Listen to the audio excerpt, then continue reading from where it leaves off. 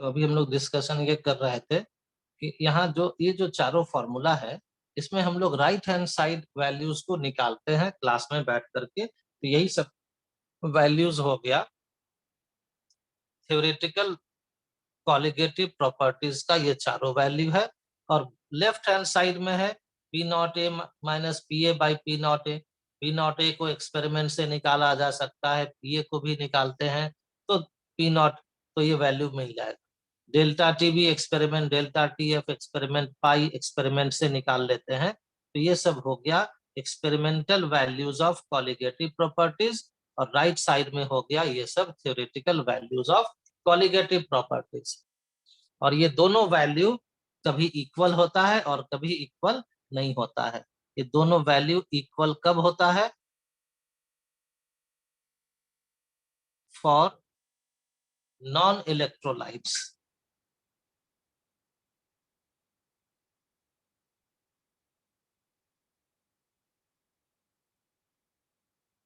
और ये दोनों नॉट इक्वल कब होता है? तो फॉर इलेक्ट्रोलाइट्स।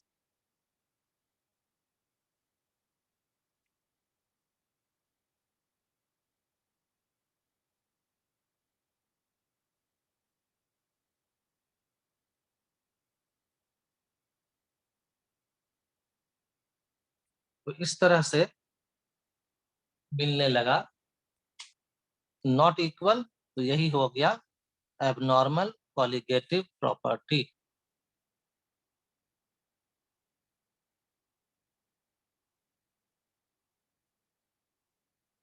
गया इसका डेल्टा टीबी पता कीजिए, और इसका डेल्टा टीबी आप निकाल दीजिएगा 0.52 इंटू 5.85 बाई 58.5 इंटू 1000 बाई 100 करके, यानी कि इस फॉर्मूला को यूज करके। तो जो वैल्यू आएगा 0.52, वो तो गलत हो जाएगा, क्योंकि एक्सपेरिमेंट से आता है 1.04। तो इस फॉर्मूला का तो यूज कर नहीं सकते, तो हम लोगों को कोई ना कोई दूसरा फॉर्मूला यूज करना होगा।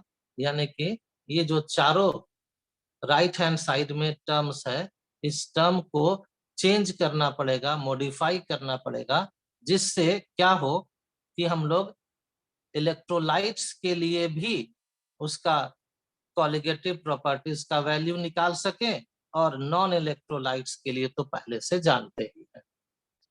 और इसके लिए एक टर्म इंट्रोड्यूस किया गया जिसका नाम है van Hoff factor.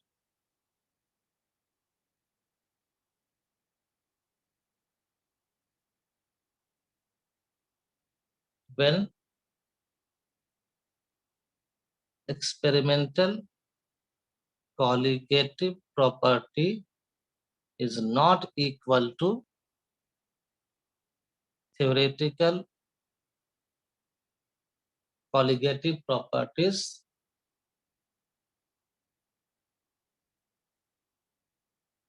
the values on right hand side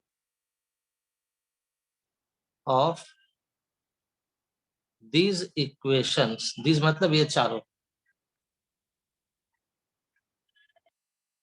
where multiplied by van Hoff factor, जिसको डिनोट करते हैं आई से, so that the theoretical and experimental values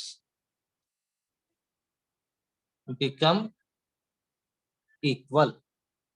theoretical और एक्सपेरिमेंटल वैल्यू दोनों को इक्वल करने के लिए क्या किया गया? ये जो चारों इक्वेशन था, इस इक्वेशन को मॉडिफाई किया गया, इसको रेक्टिफाई किया गया, सुधार किया गया। और राइट हैंड साइड में जो थ्योरेटिकल वैल्यूज है, इसमें आई से मल्टीप्लाई कर दिया गया, यानी कि X B multiplied by I कर दिया गया, और इसी आई को कहा गया वैन हॉफ फैक्टर। तो यहाँ भी हो गया मल्टीप्लाइड बाई आई, यहाँ भी हो गया मल्टीप्लाइड बाई आई, यहाँ भी हो गया मल्टीप्लाइड बाई आई।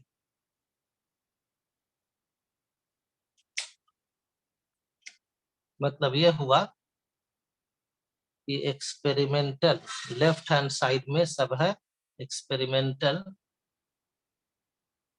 कॉलिगेटिव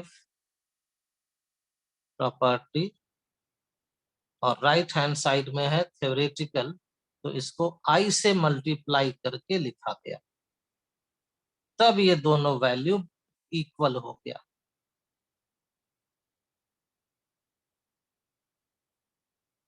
और हम लोग भी न्यूमेरिकल सॉल्व करने में अब कॉलिगेटिव प्रॉपर्टीज का जो 4 इक्वेशन है उसको अब चेंज करके लिखेंगे।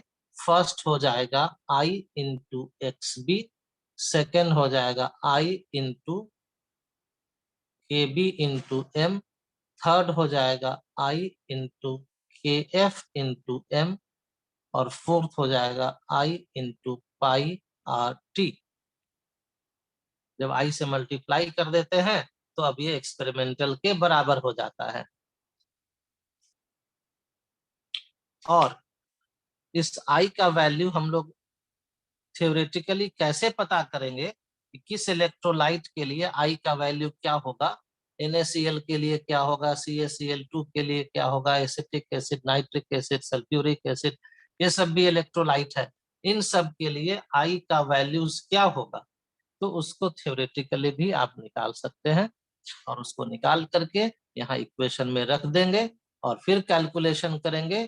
तो थ्योरेटिकली जो हम लोग अभी बैठकर निकालेंगे और फिर लैब में जाकर अगर निकाला जाएगा तो दोनों के वैल्यूज में कोई डिफरेंस नहीं आएगा।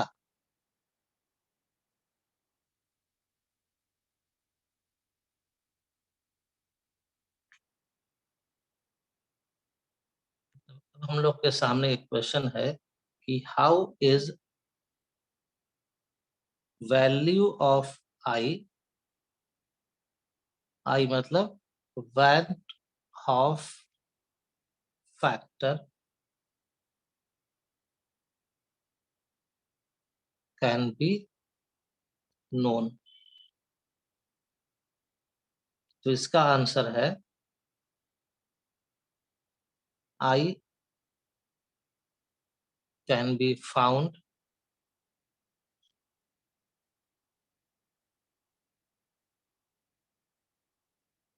थ्योरेटिकली और दूसरा एक्सपेरिमेंटली।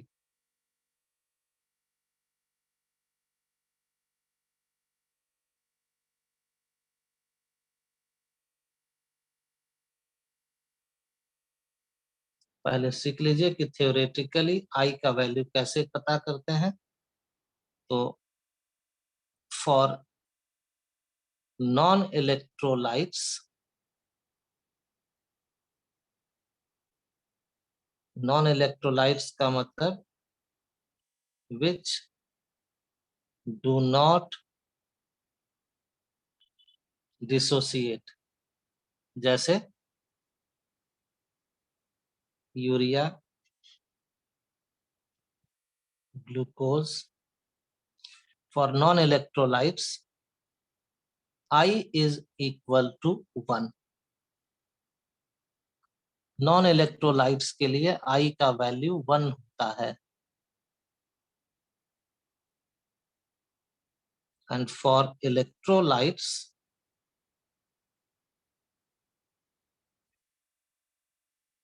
इलेक्ट्रोलाइट्स का मतलब हो गया जो डिसोसिएट होता हो, सॉल्यूट विच डिसोसिएट। तो ऐसे इलेक्ट्रोलाइट्स के लिए आई का वैल्यू होता है number of mole of particles after dissociation divided by number of mole of particles taken number of moles of particles after dissociation divided by number of moles of particles taken, that is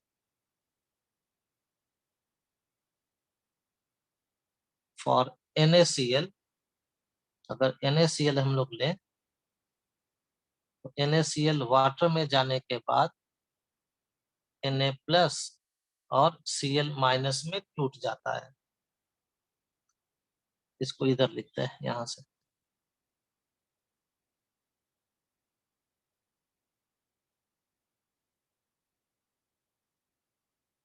क्योंकि electrolyte है तो water में गया और break हो गया। NaCl यहाँ कुछ नहीं लिखने का मतलब है कि इसका आप 1 मोल लिए हैं, 1 मोल इज टेकन,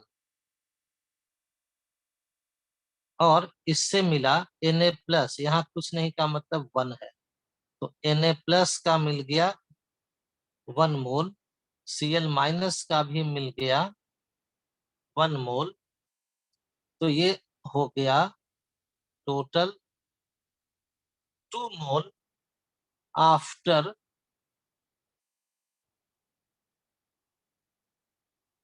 डिसोसिएशन। हम लोग लेकर चले थे एक्सपेरिमेंट करने के लिए NaCl का 1 मोल, लेकिन जैसे ही सॉल्यूशन में डिसॉल्व किए ये ब्रेक कर गया अपने आयंस में, और 1 मोल की जगह पर अब पार्टिकल्स की संख्या हो गई 2 मोल। तो अब वैन टॉप फैक्टर I निकालिए। तो I क्या है? Number of mole of particles after dissociation. तो कितना मोल मिला है आफ्टर डिसोसिएशन? तो 2 मोल मिला, और लिया गया था कितना? Divided by number of mole of particles taken, तो लिया गया था 1 मोल,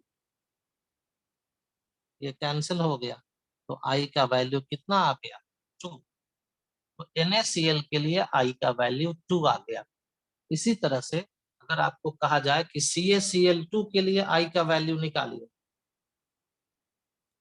मतलब कभी क्वेश्चन में इलेक्ट्रोलाइट सॉल्यूट हो और CaCl2 हो, तो आप कहिएगा कि ये जो CaCl2 है ये डिसोसिएट करेगा Ca2 plus and 2Cl minus में, यानी कि अगर हम लोग लेंगे 1 मोल तो मिलेगा 1 मोल Ca2 प्लस और मिलेगा 2 मोल Cl माइनस। तो लिया गया था 1 मोल, यही है टेकन, और ये हो गया सब मिलाकर 3 मोल आफ्टर डिसोसिएशन। तो फिर इसका आई निकालते हैं। तो आई निकालने के लिए क्या काम करते हैं? Number of mole of particles after dissociation कितना है? 3 divided by number of mole of particles before dissociation या टेकन, वो कितना है? तो 1, तो आई का वैल्यू आ गया 3। तो जब कभी भी NaCl, CaCl2 या इस तरह के किसी भी इलेक्ट्रोलाइट पर बेस्ड क्वेश्चन हो, तो पहले हम लोग उसके लिए I का वैल्यू निकाल लिए, और फिर उस I के वैल्यू को अब फॉर्मूला में रख करके तब कैलकुलेशन करेंगे।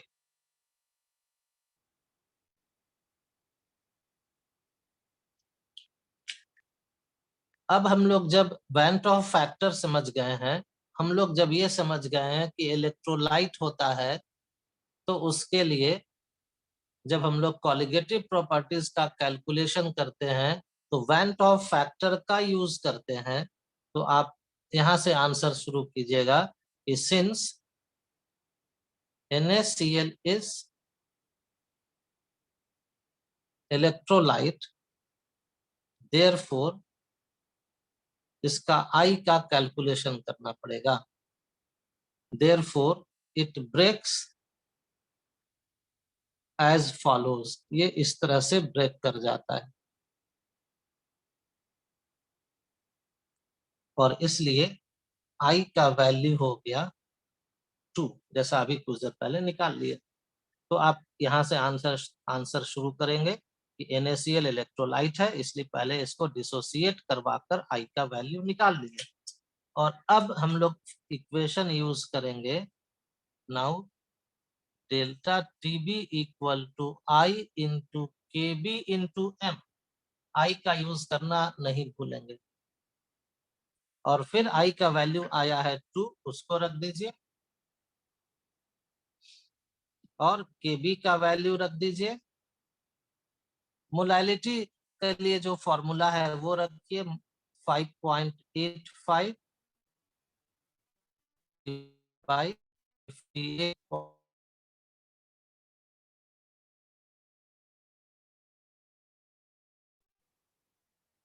ये 2 0।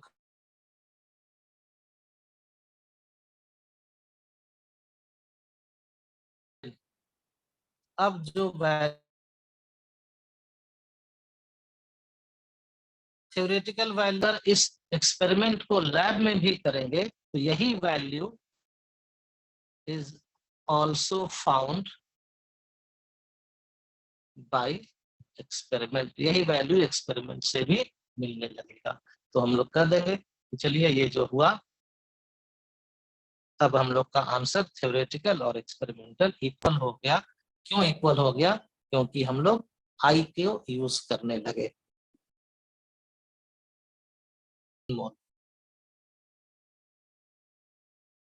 आफ्टर डिसोसिएशन 3 मोल। तो आई पहले निकाल लीजिए 3/1 और फिर इस आई के वैल्यू को फॉर्मूला में पुट कर दीजिए। आई into K B into M. I का वैल्यू रखिए 3, के बी 0.52, मोलैलिटी 11.1/111 इंटू 1000/100। कैलकुलेट करिएगा तो आ जाएगा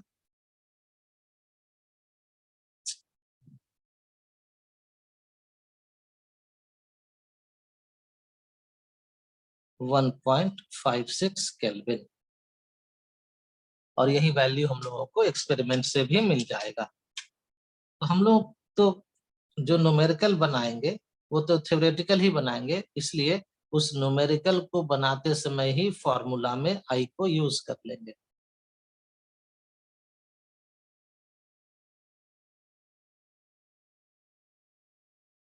हम लोग ये जानते हैं कि एक्सपेरिमेंटल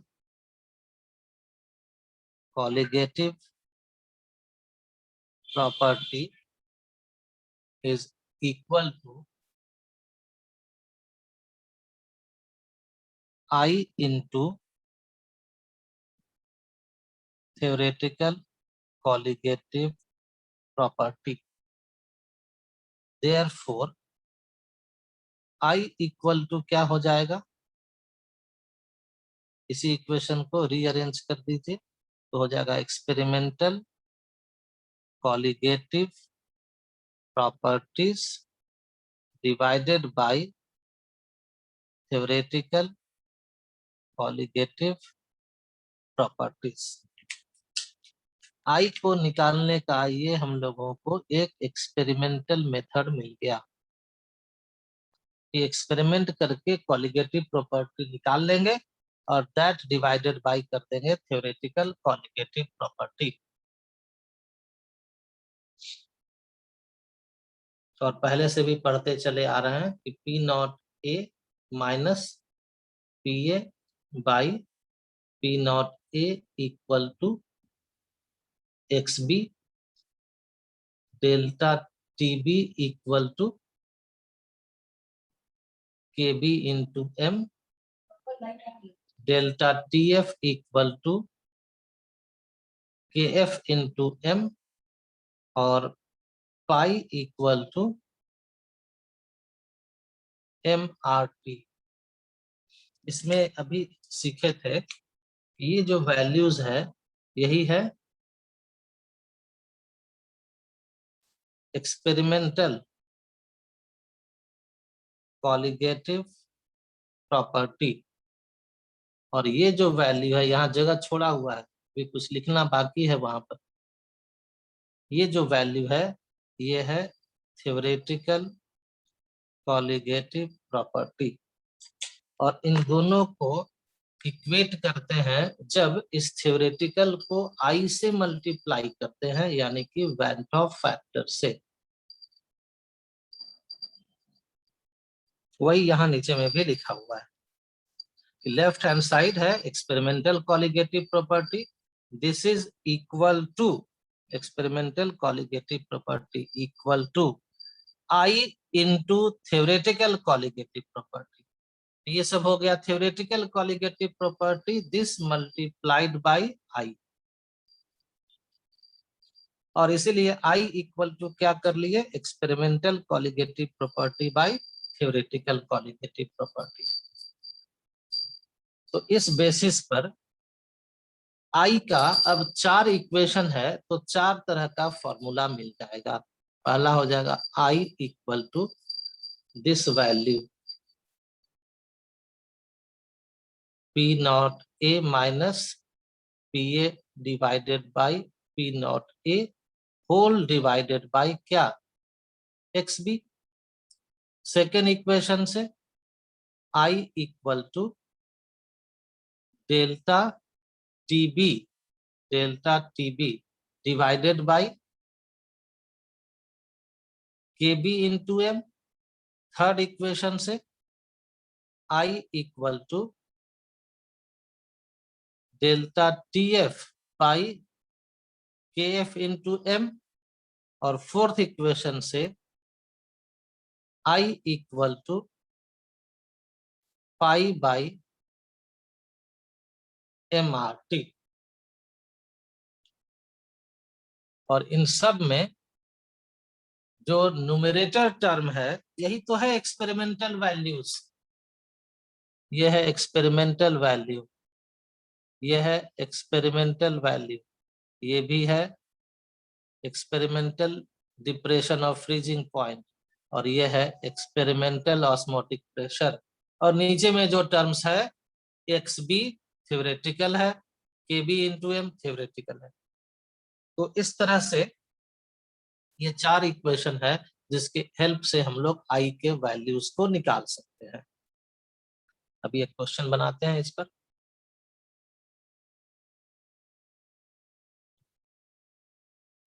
क्वेश्चन वही है, सिर्फ उलट दिया गया। 5.85 gram NaCl is dissolved in 100 gram of water. The elevation of boiling point was found to be। जब लिखा है फाउंड टू बी मतलब ये एक्सपेरिमेंट, कैसे फाउंड मैंने मिला, कैसे मिला, तो एक्सपेरिमेंट से मिला। यानी कि ये एक्सपेरिमेंटल वैल्यू 1.04 केल्विन दिया हुआ है, कि डेल्टा टीबी दिया हुआ है 1.04 केल्विन, के बी वाटर है तो 0.52 ही होगा, और NaCl है तो मोलर मास 58.5 होगा।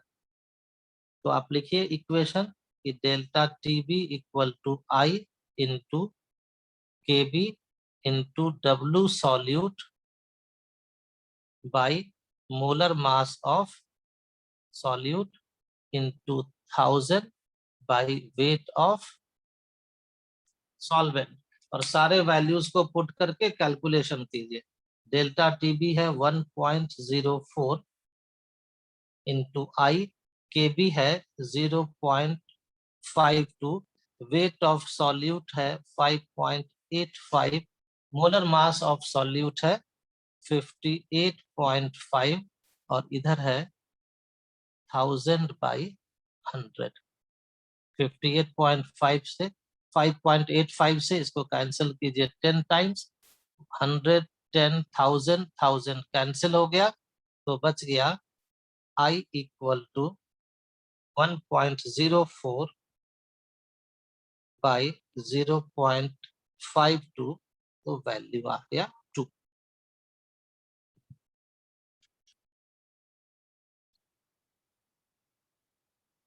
देखो हम लोग कई क्लास से लगातार पढ़ते चले आ रहे हैं कि यूज ऑफ कॉलिगेटिव प्रॉपर्टीज क्या है। तो आप पढ़ते आए हैं ना, यूज ऑफ कॉलिगेटिव प्रॉपर्टी है to determine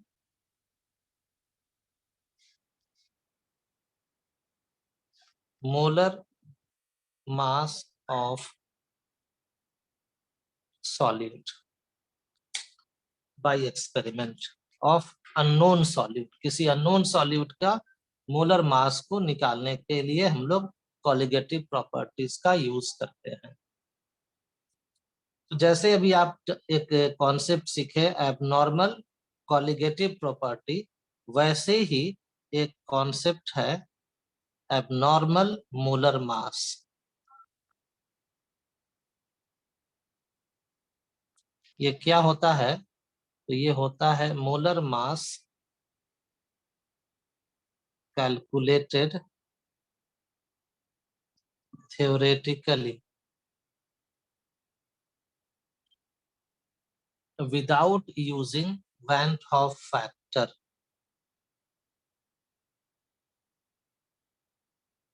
without using I।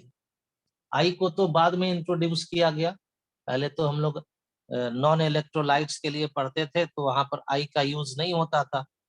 लेकिन जब आई के यूज नहीं करने से एक्सपेरिमेंटल और थ्योरेटिकल कॉलिगेटिव प्रॉपर्टी में डिफरेंस आने लगा, तो लोग आई के बारे में तब और रिसर्च हुआ और पता चला आई के बारे में, यानी कि वैन डॉर्फ फैक्टर के बारे में।